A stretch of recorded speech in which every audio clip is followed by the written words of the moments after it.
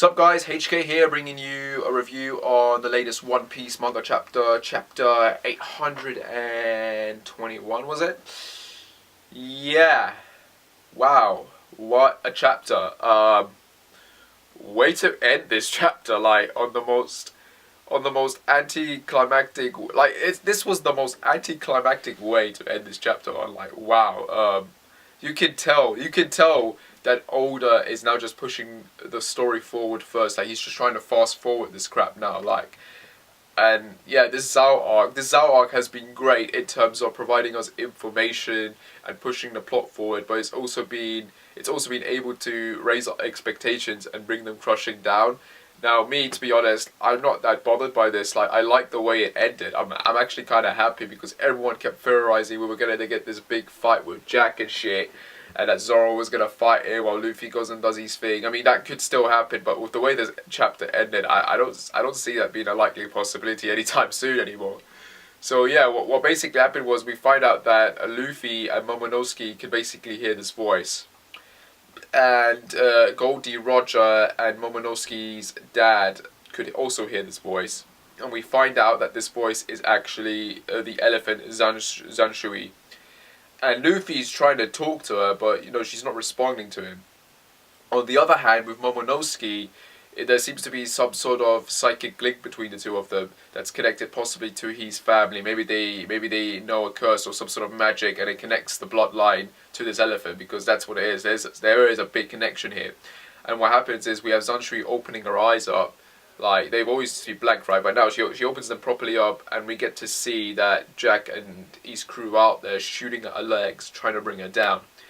And this psychic link is formed, and Momonosuke is able to see throughout her eyes as well, and see that Jack and his fleet are outside.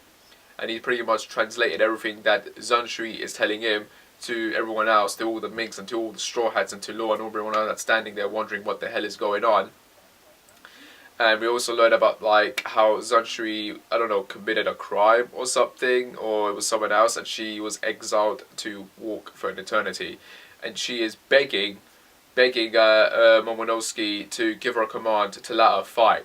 Luffy's pretty much the one that pretty much gets up. He can hear what she's saying, and he's trying to tell her, like, he's trying to ask questions and shit, but she's not responding to him.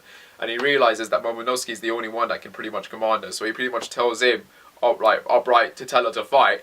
And Momonosuke just cries out and tells her not to let Zao down, that Zao needs to stand, because otherwise, if she falls, that the entirety of Zao is going to sink into the bottom of the ocean.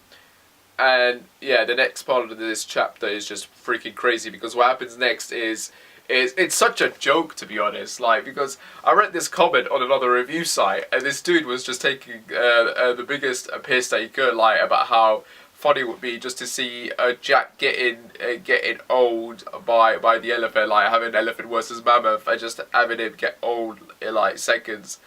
And that was just a joke that this dude did. I wish I could find that comment and just post it on here. It was such a funny comment as well.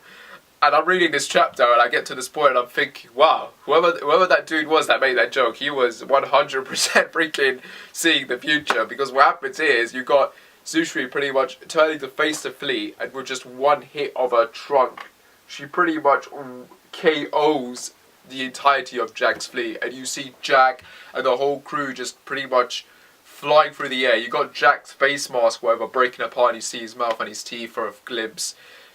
And yeah, that fleet's destroyed. Like, KO, done, one shot kill, one punch man basically. Like, she one trunked these guys into oblivion. I mean, they're gone, they're history. Whether Jack survived, that's another question that will probably be raised later on. But for now, this chapter pretty much ends with everyone just celebrating, and just, I'm just reading this and thinking, wow, that was way too easy than it looked. And Luffy just telling them all that he's now going to go off to get Sanji back, basically. And yeah, that's pretty much where it ends. Like, and obviously the connection with Zao and Momonosuke, and us having to wonder, it raising the question of what that connection is and why that is there. So that's going to be interesting to see explained and detailed. But for now, Luffy's pretty much going on his way now and taking the others with him. Obviously, Brook, Chopper and Nami are going with him, so yeah, those four are going to go. Pickham's obviously is going to take a ride with them, and the others are going to stay behind. So it'll be interesting to see what happens next. But yeah, man, what a way to end this chapter, like to end that whole confrontation with Jack in an instant. I don't think he's dead though. I mean, this dude was hyped from the beginning, but to end his character like this, I mean, to be honest, it's not a bad way to end his character. I mean, this dude, I like the idea that the Oda hyped this dude up to be like this big, giant, powerful dude, only to have him be beaten like a bitch. So that would be funny if that's where it ends. This chapter also ends on Kaido actually, because you've got someone. I don't know if the translation was off, but it said something about an island called New World, and this island is called New World, and you've got someone using those snail mushis to talk to Kaido. We don't see Kaido, but we hear him pretty much talking and wondering what the hell's going on next. And I'm like, yeah, so that was a curious way to end on. But yeah, decent chapter. If anything, it was a letdown, because like for those of you who were hyped last week, you're pretty much going to be sort of like, ah. But that's Oda for you. He exceeds your expectations. You know what I mean? This whole Zao arc has exceeded our expectation in terms of what we thought we were going to get.